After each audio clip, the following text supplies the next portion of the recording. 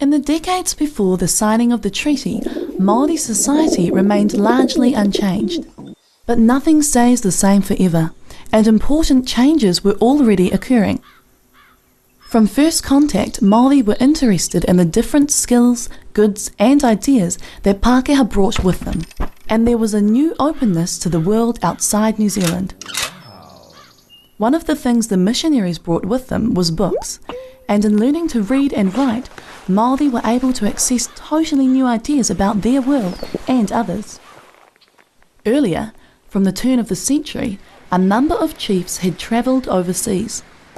They went to Australia, North America, Asia, and Europe. It was also a time when a relationship between the British Crown and some chiefs was forming. In 1820, two Ngāpuhi chiefs went to England and met with King George IV. In 1831, at a time of growing lawlessness amongst sailors and escaped convicts from New South Wales, 13 northern chiefs sent a petition to King William IV asking for his formal protection. At this time, there was also growing fears of French annexation of New Zealand.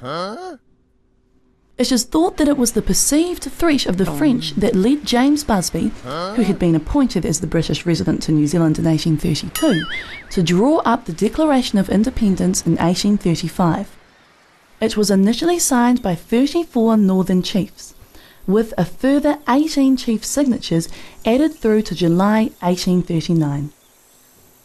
The British government acknowledged the declaration in 1836, but in 1840 Britain saw it as standing in the way of the annexation of New Zealand. It is thought that this is why the chiefs who signed the Declaration of Independence were the first to be called up to sign the Treaty of Waitangi on the 6th of February 1840. Another important impact on New Zealand in the decades before 1840 was trade. Trade was a key reason for why the treaty came about.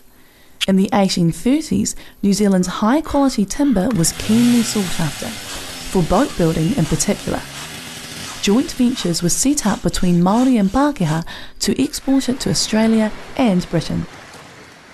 British traders also wanted flax fibre to make rope for rigging. Britain certainly wanted to protect its trade interests in New Zealand.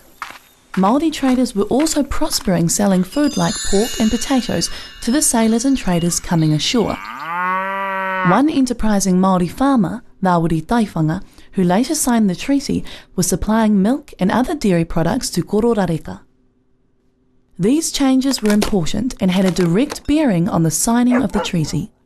This was because the treaty was a key way Māori believed they could retain control over and take best advantage of their changing world.